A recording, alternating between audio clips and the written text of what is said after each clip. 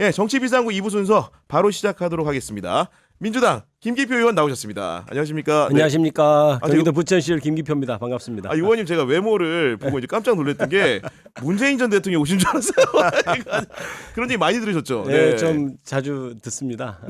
제가 그 칭찬으로 알고. 네. 네. 저희가 네. 그 의원님 오시기 전에 방송 시작하기 전에 네. 설문조사를 하나 해봤어요. 네네. 왜냐면은 많은 네. 구독자들이 네. 도대체 헌재 탄핵심판 선고 일자가 언제냐 궁금해하시길래 네. 어떻게 보면 구독자들 의향도 여쭤볼 겸 해가지고 1번 보기가 이번 주 목요일, 네. 2번 보기가 이번 주 금요일, 3번 보기가 다음 주 이후, 4번 예상하기 어렵다 이랬는데 지금 55%의 응답자들이 금요일이 될 것이다. 지금 2,000명 넘게 참여해 주셨거든요. 네. 그런 관측을 보이는데 우리 의원님도 물론 이게 예측의 영역이기 때문에 확실하진 않겠지만 네.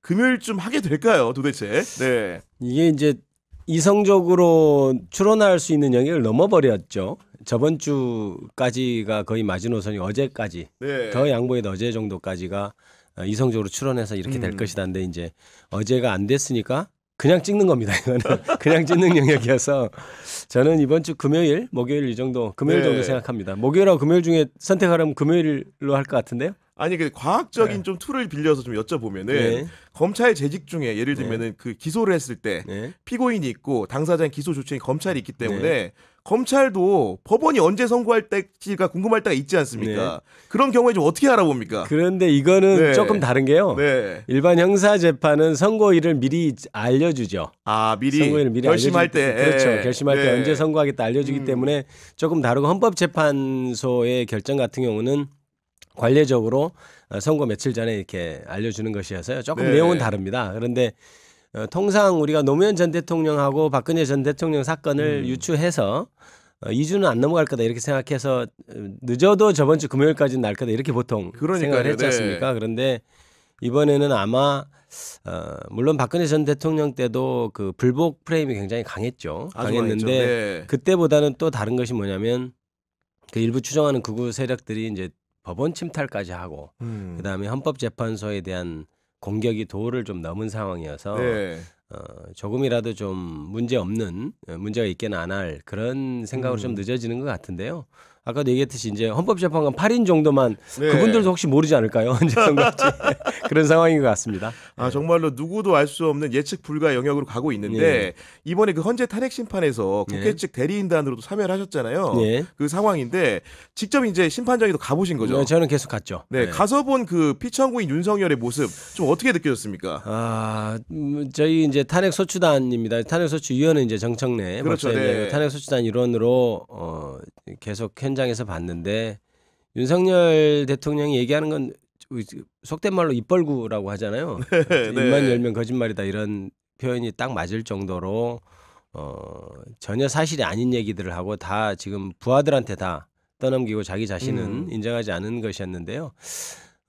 저희들이 보면서 이런 얘기를 했습니다. 우스갯소리 비슷하게 윤석열 대통령이 계속 말하게 해야 될 것 같다. 아 오히려 말을 해야 이게 진짜 효율적인 변론 전략이다. 예. 그렇죠. 말을 많이 할수록 헌법재판관님들이 저 사람은 안 되겠다 이런 생각을 더 많이 할 것 같다 이런 농담도 하고 그랬는데요. 네.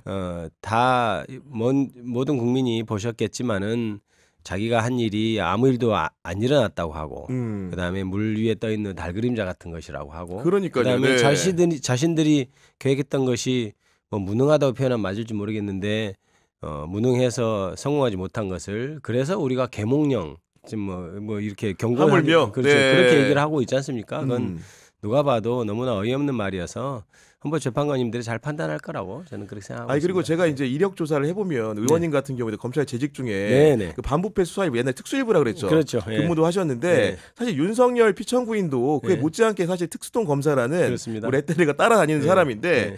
개인적으로 검찰 재직 중에 좀 인연 같은 게 있으십니까? 예, 있습니다. 네. 언제 근무 같이 하신 거죠? 같이 네. 근무도 하고 그랬는데요. 제가 특수일부 있을 때 네. 특수일부장이셨어요. 아 그때 네. 일부장이었어요. 예. 그래서 그렇구나. 1년 정도 예. 같이 근무를 했죠. 그래서 제가 너무 잘하는 사람이어서 네. 저번 대선 때도 이재명 대표가 당연히 대통령이 되는 것이 국가 발전을 위해서 옳다는 측면이 대부분이었지만 나머지 한 20% 정도는 윤석열이 절대 대통령이 안 된다 이렇게 하면서 제가 선거 운동을 진짜로요? 그러니까 아는 사람들한테 설득을 하고 다녔습니다. 야, 그래도 이제 그 전에 저도 법조 출입을 해봤는데 네, 그 소문상으로는 네. 그래도 윤석열의 장점을 꼽는다고 하면은 후배들이 예를 들면은 뭐 위에 윗선에서 반대하는 그런 수사 결과들이 있을 때 예를 들면 영장 문제를 두고 네. 다투거나 할 때 밑에 부하 검사들을 위해서 예를 들면 쉽게 속된 말로 몸빵을 선다 뭐 이런 얘기들 했는데 실제 그런 일이 있습니까? 어떻습니까?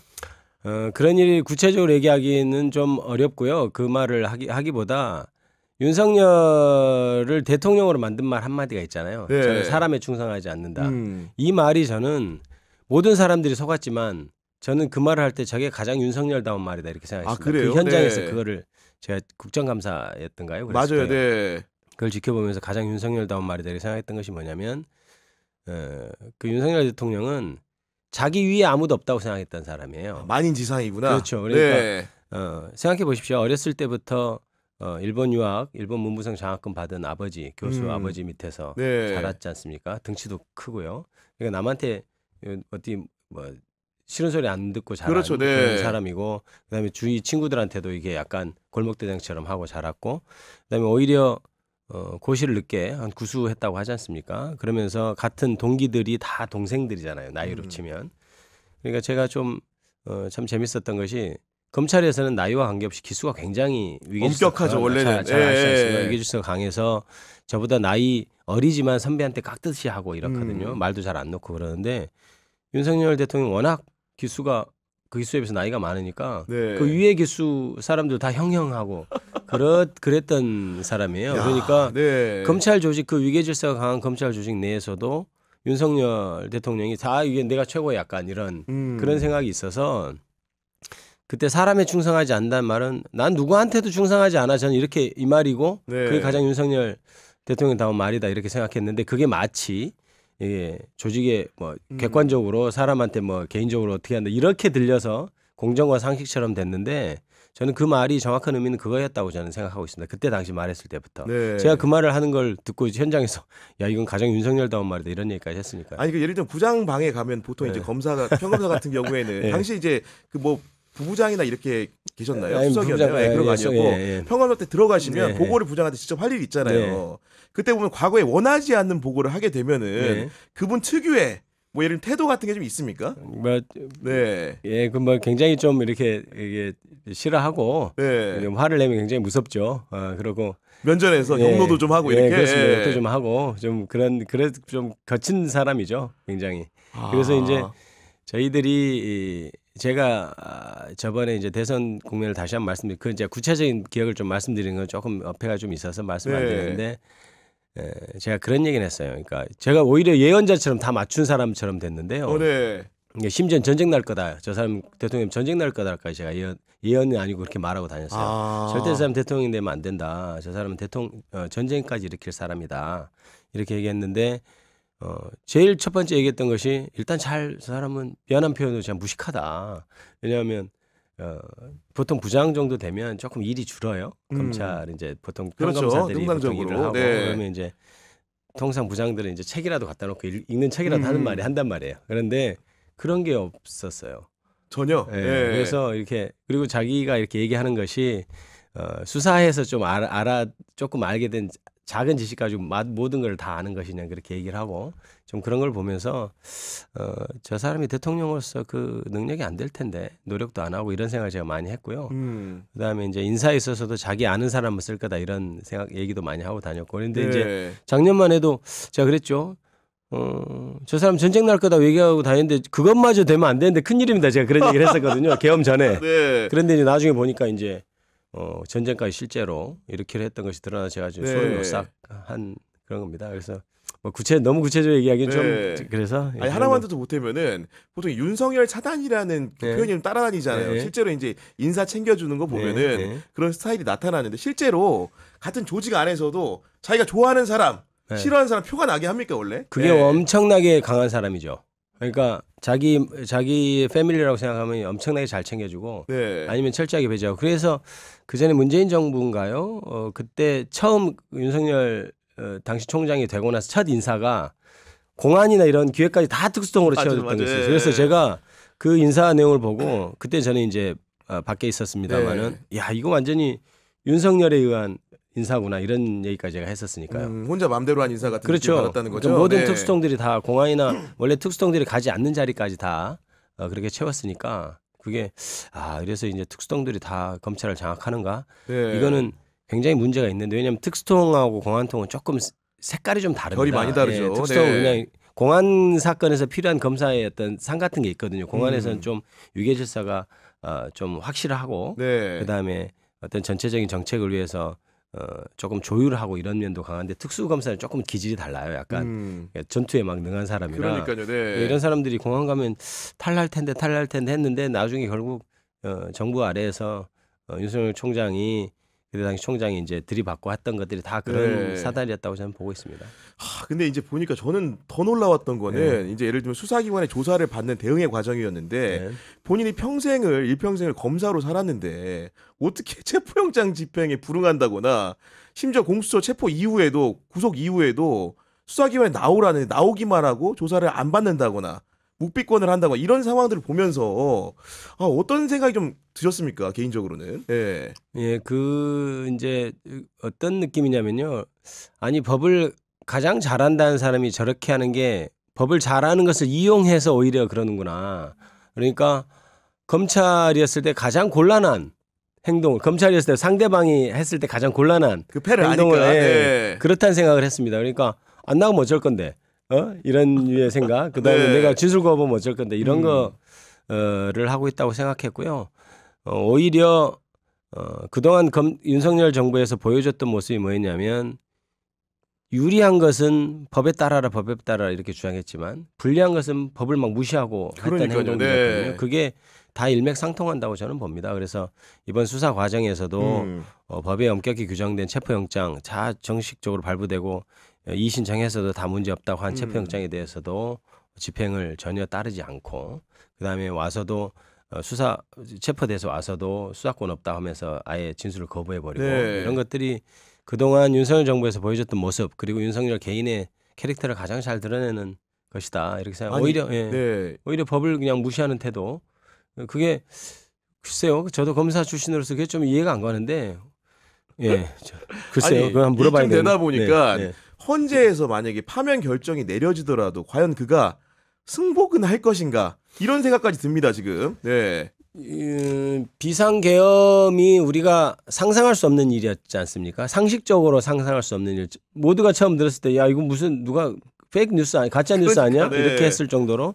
그런데 그 이후에 너무나 이성적으로 이해할 수 없는 일들이 벌어지고 있잖아요. 대표적인 게 최상목 한덕수 총리가 내가 헌법재판관 임명하지 않겠다 해버리고. 이렇게 하고 그리고 네. 탄핵되고 최상목 권한대행은 심지어 헌법재판소에서 위원을 했는데도. 위원 선언을 네. 했는데도 불구하고 안 하고 그다음에 심우정 검찰총장은 즉시항고권이 있는데도 즉시항고를 하지 않고 이런 것들이 정말 비이성적인 아무도 맞출 수 없는 거죠. 그때 예를 들어 심우정 총장이 즉시항고 하겠냐 안 하겠냐 할 때 안 할 거다라고 생각하는 사람 아무도 없었습니다.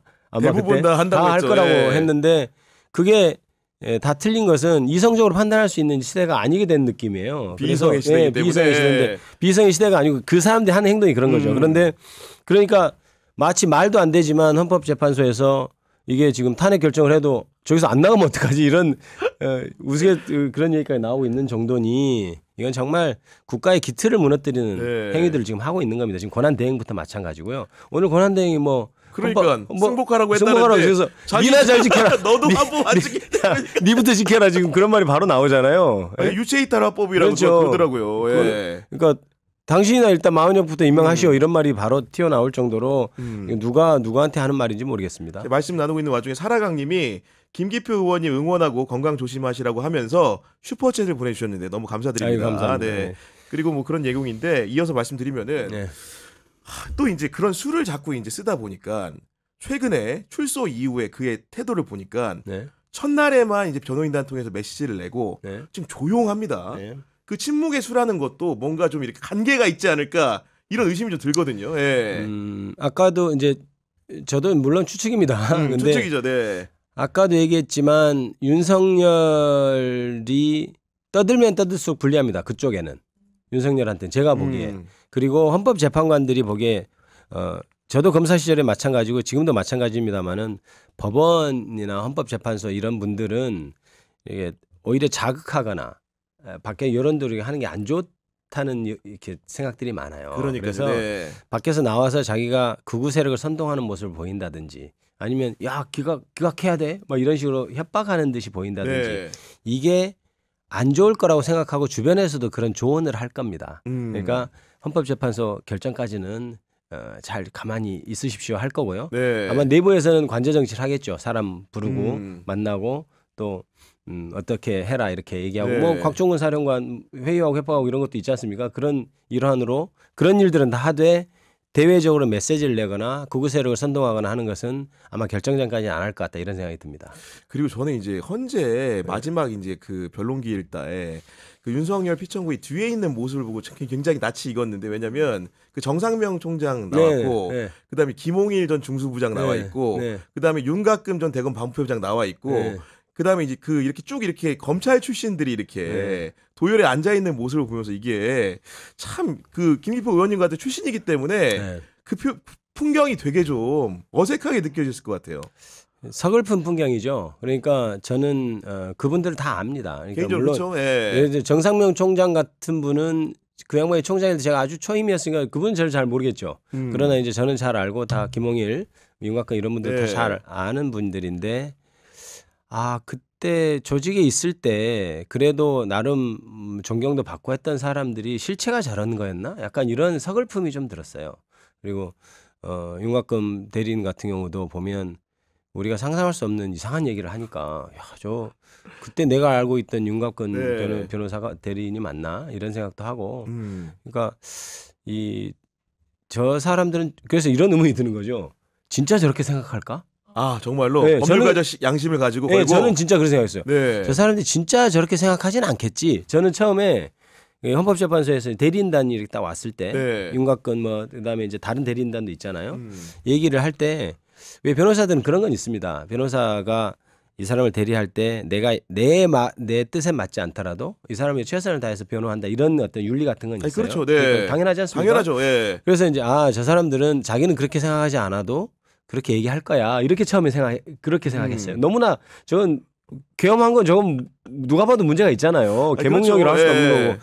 그런데 현장에서 그 말하는 태도를 보니까 저 사람 진짜 믿고 있는 것 같은데 이런 생각이 드는 거예요. 그래요? 그래서 정말 지금도 헷갈리는데 그때 그 태도는 그래도 좀 실망스럽지 않으려면 네. 어쩔 수 없이 자기의 양심과는 다르게 얘기하겠지라는 게 좀 덜 실망스럽잖아요. 근데 지금까지 보아온 바에 의하면 진짜 믿는 것 같아서 정말 서글픕니다.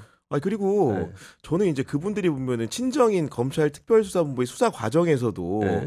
절차상의 논리라든가 내용상의 문제를 두고선 굉장히 많이 다퉜잖아요. 네. 그런 모습들이 어떻게 보면 자기도 이제 한때 몸담았던 조직이고 네. 특히나 비슷한 분야에 속했던 네. 뭐 3차장 검사로서 예를 들면 네. 중수부장으로서 그런 네. 일을 했던 분들이 네. 이렇게 맹목적 비난 그리고 선뜻 일반인들이 충분할 수 없는 수준의 비난을 하는 거 보고 네. 저도 놀랬거든요. 솔직히 말씀드리면. 네. 그래서 저도 그때 이제 그렇게 생각한 거죠. 자기들은 그 생각 안 해도 어떻게든 윤석열 살리려고 뭐 그 정도는 할 수도 있겠다. 변호인으로서 네. 이렇게 생각했는데 아까도 얘기했듯이 진짜 그렇게 믿는 것 같아서 옛날에 내가 저렇게 윗사람으로 같이 근무하던 사람의 실체가 저런 것이었나? 심중에 그런 게 있었나? 저 예. 정도밖에 안 되는 사람이었나? 이런 어떤 서글픔이 좀 있습니다. 그리고 이제 여하간이 변론 기일은 다 끝나고 한참 이제 시간이 지나가고 있는데 사람들이 이제 그런 것 같아요. 그러니까 우리가 뭐 법적 지식이 얕지만은 인용이냐 기각이냐 실체적 내용을 가지고 쟁점을 다툰다고 하면은 대다수의 국민들이 기각되기는 어려울 것 같다. 네. 이런데 앞에 구속 취소라는 형식 논리로 풀려나는 걸 보니까 혹시나 이번 헌재 재판이 각하라는 생경한 논리를 주장하는 재판관이 등장하지는 않을까 이런 생각을 하는 분들이 좀 있는 것 같거든요. 다 뭐 아시겠지만 이미 워낙 우리 국민들이 법률적인 전문가가 거의 됐죠 이번에. 그러니까, 네. 뭐 헌법도 그렇고 형법도 그렇고 그런데 각하라고 하는 것은 내용 판단하기 전에 형식이 지금 형식 요건 아예 탄핵 소추 요건이 안 돼서 들어가 볼 필요도 없이 없다. 예. 그거 하는 것을 각하라고 하잖아요. 그런데 일단 일사부재의 얘기도 누가 하는 것 같고 그다음에 탄핵 뭐 의결 정족수나 이런 건 아무 문제가 각하라고 사유를 삼는 게 굳이 내란죄 뭐 철회한 거 그런 네. 정도의 얘기인데요. 헌법재판소가 검사들 탄핵 그다음에 감사원장 탄핵에서 주로 어떠한 주장은 이미 탄핵소추 의결서에 포함되어 있지 않아서 판단하지 아니한다 이런 말은 있어요. 그러니까 기존의 탄핵소추 의결서에 없는 거를 새로 주장하면 안 돼. 네. 그런데 그거를 빼고 이런 것에 대해서는 전혀 얘기가 없고 그다음에 그거는 이렇게 논쟁할 필요 없이 너무 당연한 겁니다. 내로한죄를 빼고 어쩌고를 이제 국민의힘 쪽에서 꼬투리 잡아서 공격을 하는데 네. 자기들도 혹시 진짜 그렇게 생각하지 않고 요새는 이제 그런 의심까지 들어요. 자기도 다 알면서 저런다 이제 계속 생각했는데 네. 요새는 그런 확신도 좀 없어져가는 이상한 시대가 됐습니다만은 저는 자기들도 그게 권성동 의원이 옛날에 소추위원 할 때 그렇죠. 똑같이 했잖아요. 박근혜 때. 네, 뇌물죄 빼고 어떤 거에 대해서 뇌물죄만 빠졌지 사실관계 그러니까, 그대로입니다. 네. 얘기했는데 이번에 와서는 전혀 다른 얘기를 하잖아요. 과거의 권성동, 현재의 권성동을 탄핵하잖아요. 지금 네. 진술에. 그래서 그것이 각하의 요건이 되는 것은 정말 말이 안 되고요. 그다음에 기각도 저는 한 분도 기각 의견을 주지 않을 거라 이렇게 생각하고 있습니다. 만장일치로. 네. 다만 이제 아까도 얘기했듯이 불복 프레임이 너무 강해졌고 그다음에 극우의 준동이 굉장히 폭력적이 됐기 때문에 이후에 결정 이후에 국가의 통합이라는 차원에서 보면 재판관님들이 한결 어떤 흠이 없게 천의무봉인 결정문을 쓰려고 하시지 않나 네. 이런 생각은 하고 있습니다. 그리고 공직생활 하다가 네. 정치인이 되셔가지고 여러 네. 일 겪으셨겠지만은 예를 들면 이런 거면 상대당이지만 네. 이철우 경북도지사가 윤석열 그 대통령하고 동행하는 사진을 올리면서 SNS에다가 각하 보고 싶습니다 이런 글 올리는데 사실 이런 거 적응 안 되시죠, 솔직히. 저는 그래도 네. 그만둔 지 한 10년이 넘어서요. 물이 많이 빠졌습니다. 이게 보니까 평생 검사를 하다가 대통령이 된 사람의 폐해를 봤잖아요. 저는 그게 그럴 수 있다고 생각합니다. 왜냐하면 저도 검찰에서 옷을 벗고 변호사 생활할 때 세상이 이렇게 다르구나 걸 여러 번 느꼈거든요. 그러니까 실제로 검사들은 그 수사하고 또 남들이 이렇게 대우도 많이 해주고 사실. 그렇죠. 밖에 나가면. 네. 그러니까 이제 그런 세계가 전부인 줄 아는데 세상은 그보다 훨씬 넓고 자기들이 아는 세계보다 더 넓은 줄 잘 몰라요. 그런데 그런 사람들이 바로 최고 권력을 가지게 됐으니 얼마나 부작용이 많겠습니까? 그래서 저는 최소한 검찰이나 법원에 어떤 권력경에 있던 사람들은 이렇게 그 기간이 아닌 기간이 조금 있어야 된다. 정치를 아니면 뭐 국회의원을 하더라도 적어도 한 4년 정도 이렇게 겪어봐서 다음 어떤 권력을 가져야지 큰 문제가 된다 이런 생각을 했거든요. 그래서 저는 사실 변호사 생활을 오래 했기 때문에 세상이 약자들이 어떻게 돌아가고 그런 걸 더 잘 안다고 생각하는데 그것도 너무 이해가 안 가는 게 이처럼 이런 사람도 정말 그럴까요? 이런 생각이 들 정도로 너무 어이없죠. 보고 싶을 정도로 각하가. 예. 아니 그게 정말일까? 아니면 진짜 자기도 너무 양심에 정치적으로 하는 꺼리는데 건지. 정치적으로 하는 건지 저는 그렇게 믿고 싶어요. 왜냐하면 그게 진짜로 가면 인간에 대한 신뢰가 너무 없어지는 느낌이에요. 제가 오늘 지금 헌법재판소에 방금 법제사법위원회 민주당하고 네. 조국혁신당이 같이 가서 좀 빨리 판결해 주십시오 하고 이렇게 기자회견을 하고 왔거든요. 네네. 근데 그 앞에서 윤석열을 지지하는 사람들 이렇게 보면서 그 현장에서 또 보니까 또 느낌이 다른 거예요. 저런 사람이 있구나. 열광적으로? 우리 국민인데 네. 이걸 정말 어떡하나 그런 굉장히 마음이 무거워져서 왔어요. 그래서 저도 그러면 안 되고 포용해야 되겠지만 사람에 대한 실망감이나 이런 게 좀 커서 굉장히 우울하게 지금 왔는데요. 이철우 같은 사람이 진심으로 그런다면 정말 우울해질 것 같아요. 정말 진심이 아니길 바랍니다. 자기 차라리 정치적 욕심을 해서 한다고 해야 좀 네. 인간에 대한 아니 신뢰가 실망이 덜할 것 같다는 생각도 드네요. 역설적으로. 그런 부류의 결정 중에 하나가 네. 예를 들면은 그 서울중앙지법에서 지기현 부장판사가 네. 구속 취소로 풀어줬는데 아까 말씀하신 대로 저 같은 경우에도 법조에 레이더를 돌려보니까 네. 그날 당일에 네. 야 구속 취소 풀어주더라도 항고는 같이 할 거야 이런 얘기로 들었거든요. 네. 근데 항고도 안 합니다 이게. 제가 그게 참 진짜 할 얘기가 많은데 네. 제가 그 지기현 판사가 그 구속 취소 결정을 내렸을 때 깜짝 놀랐지만 그래도 지기현 판사는 그리고 실제로 법도 어겼어요. 법을 정면으로 어겼습니다. 체포적부심사에서 구속권을 빼야 된다는 거 그거를 아예 그냥 날려버렸죠. 무시해버렸잖아요. 네. 그래서 정말 무리하다 하지만 지기현 판사도 즉시 항고할 걸로 예상했을 거다. 검찰이. 그래서 내가 구속 취소를 하는데 즉시 안 풀려날 거야. 저는 이제 그렇게 생각했어요. 그래서 네. 검찰이 즉시 항고하면 대법원에서 판결 나면 어떻게 윤석열은 계속 물론 지기현 판사에 굉장히 선해해 주는 겁니다. 좋게 해석해 주는 거예요.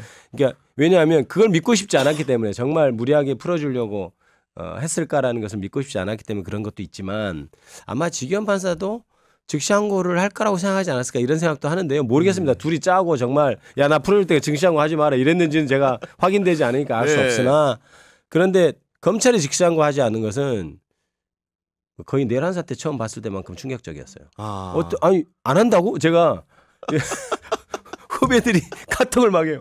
형 지금 구속 취소해요. 그래서 후배라는 게 검사입니다. 네네. 검사 후배가. 네, 예. 사실 이게 지금 검사들도 즉시항고를 하는지 그걸 잘 모를 수가 있어요. 왜냐하면 그게 거의 잘 안 쓰이는 안 쓰니까. 안 쓰는 종이니까 그 찾아봐야 돼요. 그러니까 근데 네. 이제 그 찾아보지 않고 이제 바로 카톡하고 막 전화하고 그래서 구속 취소해서 어떻게 해요? 그러다가 좀 있다가 즉시항고 할 수 있네요. 이러면서 다행이다. 안도를 했는데 그건 뭐겠어요? 당연히 즉시항고 할 거라고 검사를 상식이었던 거지. 예. 상식이죠. 그런데 안 해버렸잖아요. 그래서 저는 너무 그래서 그날이 당일날 입장도 안 나오고 즉시항고도 안 하는 거예요. 네. 그런데 민주당 내부에서 어디서 누가 좀 첩보라고 하면서 이걸 풀어주고 항고를 하니만 이런 말이 있어요. 설마 그건 아니야. 제가 막 이랬거든요. 그러니까 네. 네. 그런데 지금 이런 사태가 벌어졌고 제가 보기엔 심우정 총장이 검찰 완전히 팔아먹은 겁니다. 저거. 네.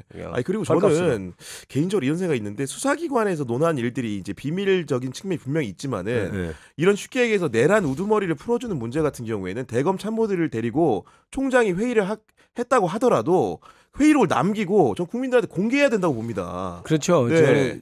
저는 그리고 이제 그 구속기간 연장이 불어댔을 때 대검 검사장 고검장 했잖아요. 그러니까 왜 풀어줄 때는 안 합니까? 그러니까 제 얘기가 그 얘기예요. 예. 차라리 검사장 고검장 회의 해가지고 회의록 남기고 야 누구가 어떤 얘기했는지 다 적고 그게 의사결정 과정이 어떻게 됐는지 역사를 확인하고 기록으로 남겨야죠. 이게 지금 70년 동안에 됐던 관행을 지금 하루아침에 무시하는 것이고 네. 그다음에 자기들이 그 다음엔가 야 아직 시간에 다시 난로 해 하고 지침 내렸잖아요.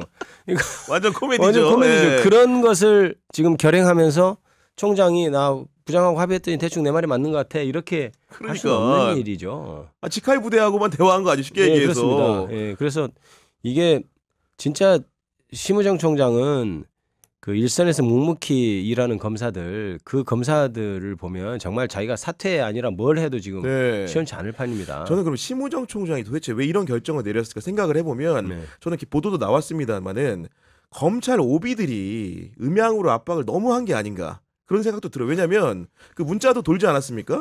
그 한상대 그러니까 저도 이제 그분을 중앙지검장 할 때 출입을 해서 아는데. 저도 받았습니다. 잘 아시죠? 받았습니다. 어떤 분인지 잘 알죠. 네, 아주 저도 잘합니다. 예. 그리고 저는 그분이 약간 배알도 없다고 느끼는 부분은 본인 쫓겨날 때 특수부 검사들한테 쫓겨났잖아. 그렇습니다. 잘하시죠. 특수부 출신 그 지금 윤석열 구하겠다고 너무 행복해하는 모습이 야 10년 전 일 다 잊어먹었구나. 그렇죠. 그때 한참 그 한상현 총장 때 제가 그때 특임 검사팀에 수사하고 있었어요. 서부지검에. 그때 그게 또 한참 문제가 됐었어요. 거기죠. 특수산부장 했던 그분. 압니다.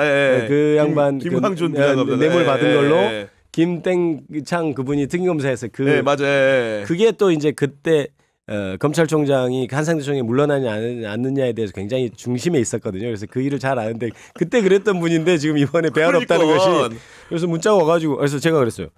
아니 무심양만으로 누가 도와줬다는 거야? 나는 지금 뭐야? 지금 나도 검찰 동호회인데 말하자면 그런 얘기를 했었죠.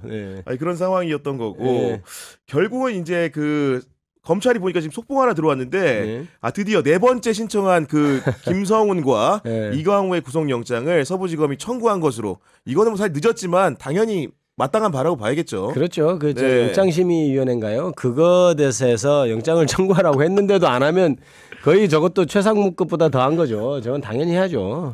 저는 뭐 칭찬할 일도 아닙니다. 저건 당연하게 이미 그 전에 했어야죠. 결국은 이제 이 문제도 연관돼 있는 건데 심우정 총장 그래서 지난주 목요일에 현안질이 나오라고 했더니 안 나왔습니다. 물론 총장이 안 나오는 경우가 많긴 한데 이런 경우 중하고 본인 결정이기 때문에 내일 불러놨는데 안 나옵니까? 나옵니까 혹시? 안 나올 것 같습니다. 안 나올 것 같아요? 그래서 이제 아마 채택은 됐는데 이제 이게 다른 국정감사 이런 것처럼 동행명령이 되는 것은 아니고 통상은 다른 핑계를 대면 안 나오죠. 그런데 제가 검사일 때부터 총장은 국회에 안 불려다니잖아요. 그게 무슨 수사에 뭐를 위해서 어쩌다 하는데 맞아요.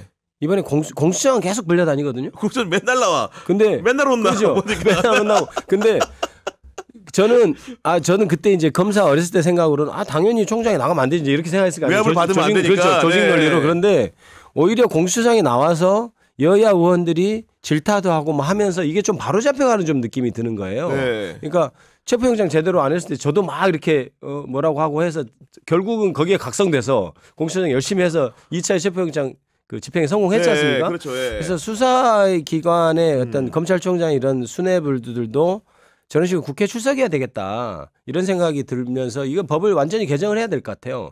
사실 검찰에서 가장 두려워하는 것 중에 하나가 그겁니다. 검찰총장을 국회에 계속해서 출석시키게 하는 것. 네. 또 좀 안 했으면 하는 어떤 개혁 과제 같은 거거든요. 그런데 이번에 공수처장 하는 거 보니까 검찰총장이 나와서 답변하는 게 맞겠다 이런 생각이 좀 들더라고요. 그래서 그런 관점에서 아예 어차피 제가 보기엔 내일 안 나올 것 같습니다. 네. 뭐 이거는 뭐 제가 힌트를 주는 것도 아니고 어차피 안 나올 거니까. 그러니까 네. 근데 그거를 좀 법안을 좀 고치는 게 맞지 않는가. 이게 그거는 나중에 검찰 개혁하면서 총체적으로 다 다뤄야 될 문제고 어차피 검찰 개혁이라는 게 그거 하나로 끝나서는 안 되고 네. 수사 기소권 문제에서 종합적으로 접근해 들어가야 되니까.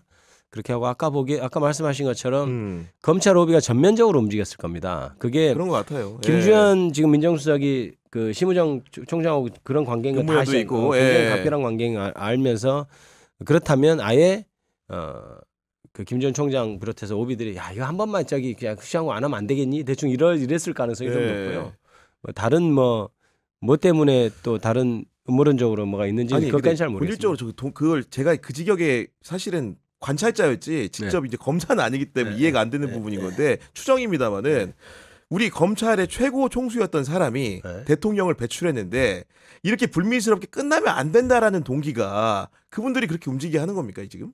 그렇죠. 저는 그렇다고 생각합니다. 이게 검사 동일체라고 하는 게 없어는 졌지만 이 검사들 간에 굉장히 좀 끈끈한 면이 있거든요. 검찰 내부에 끈끈한 것도 있고 그다음에 오비들은 당연히 저게 비상계엄이 말이 안 된다 하더라도 그래도 윤석열이 대통령이면은 자기들이 좀 더 낫겠죠.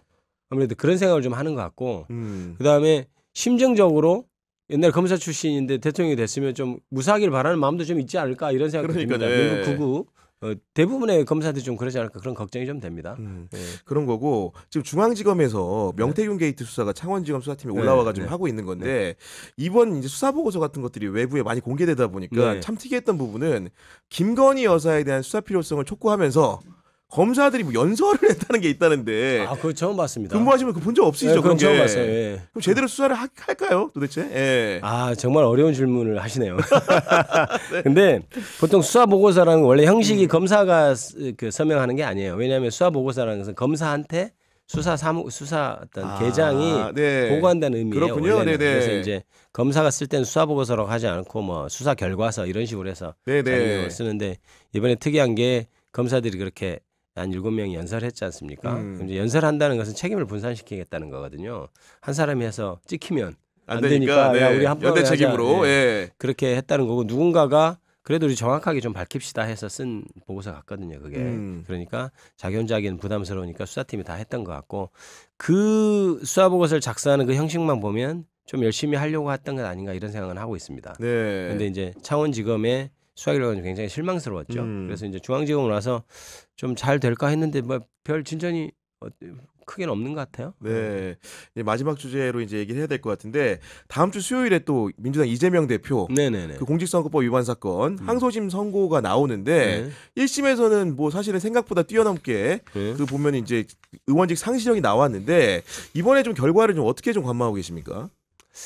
저는 1심 때부터 그랬고요. 이게 저는 무죄를 확신합니다. 그러니까 검찰의 공소장 자체가 하지 않은 얘기를 여러 가지 정황상 너는 이 말을 한 거야 이렇게 기소한 거거든요. 너는 이렇게 얘기를 했지만 사실은 누군가요? 김문기를 너는 모른다고 했어. 사실 나는 몰라 이 말을 한 게 아니거든요. 근데 뭐 그때 뭐 골프 친 것처럼 사진 뭐 의원이 여러 명 찍은 걸 4개로 해서 조작된 거죠. 그런데 그 조작됐다고 하는 말을 딱 갖다 붙여가지고 김문기를 모른다라고 말했다. 이게 세상 어느 천지에 그런 공수장이 어디 있습니까? 저는 그게 너무 이해가 안 돼서 저는 정말 확신하는 게 아마 26일에는 저는 무죄가 날 거라고 확신하고 있습니다. 그래서 이재명 대표가 뭐 나중에 혹시 이제 탄핵되고 나서의 어떤 향후 정부에서 아무 그거 없이 활동할 수 있으라고 저는 생각하고 있습니다. 근데 결국은 이 사람들이 이제 그 선거일자에 대해 주목하는 이유는 헌재 심판이 안 나오다 보니까, 그러니까 저는 모르겠어요. 사법 기교라는 게 존재하는지 어쩐지 모르겠는데, 그 다음 주 수요일에 그런 법원 판단과 혹시 헌재가 그러니까 그런 정치적 고려와 함께 좀 자기들의 책임을 정치로 분산시키기 위한 일자 선정이 있을 수 있지 않을까라는 추측까지 해보게 되는데, 그럴 수도 있습니까? 국민의힘 모 의원이 주장하죠. 네. 그걸 연결시키려고 하고 그거를 이제 정말 또 그렇게 믿는지는 알 수 없어요. 계속 그런 의문이 듭니다. 왜냐하면 너무나 어이없는 얘기를 계속하기 때문에 저는 정말 근본적으로 그런 회의가 네. 듭니다. 그런데 저는 헌법재판관님들이 그런 것을 생각해서 판단을 내릴 거라고 생각하지는 않고요. 그다음에 이재명 재판은 오히려 이재명 뭐 헌법재판소의 결정이 늦어지면 안 되겠지만 가사 만에 하나 늦어진다 하더라도 오히려 이재명 대표는 무죄가 나고 헌법재판소에 탄핵 인용될 거다 이렇게 생각하고 있습니다. 그거하고 관계 없습니다. 국민의힘 모 의원 그거 자꾸 주장하지 마세요. 아무 관계 없는 겁니다. 알겠더니 이제 네. 나간 길에 이제 가벼운 질문 하나 드리면은 네. 그 법사위로 오신 거잖아요. 네네. 옮겨 오신 거고 네. 거기 보면 되게 검사 출신들이 많아, 검찰 출신들이 많아요. 아 검찰 출신이 요새는 그 자랑이 아니어가지고요.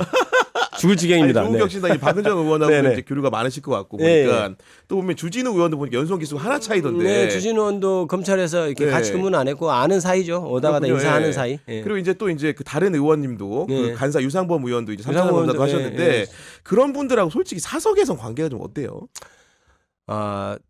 이 국회에 와서 네. 따로 자리를 마련해 본 적은 없어요. 그래요? 네, 예. 저도 한 번은 좀 만나서 들어보고 싶은데 너 진짜 그렇게 생각하냐 한번 물어보고 싶은데 아직 사석 마련해 본 적은 없고 네.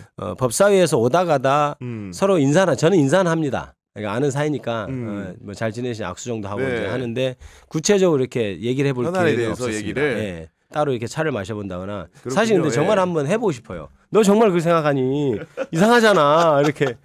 근데 뭐 아직은 그래 본 적은 없습니다. 네, 또 자당의 또 이제 양분남 의원이나 네. 박균택 의원하고는 자주 소통하실 잘 것 같고요. 소통하죠. 예. 그래서 특히 정말 이해 안 될 때 서로 야 검찰이 왜 그런 것 같아요 이런 얘기는 서로 의논 교환은 하죠. 의견 교환. 네. 그렇게 하고 알겠습니다. 있습니다. 예. 지금까지 탄핵 선고를 앞두고 벌어진 다양한 정치권 이슈에 대해서 이야기해보는 시간을 가졌습니다. 지금까지 김비표 의원과 함께했습니다. 오늘 출연해주셔서 너무 감사합니다. 감사합니다. 네. 국경의 정치비상구는 내일 오후 4시에 또 찾아뵙도록 하겠습니다. 경향TV 구독, 좋아요 꼭 부탁드립니다. 오늘도 긴 시간 시청해주셔서 감사합니다.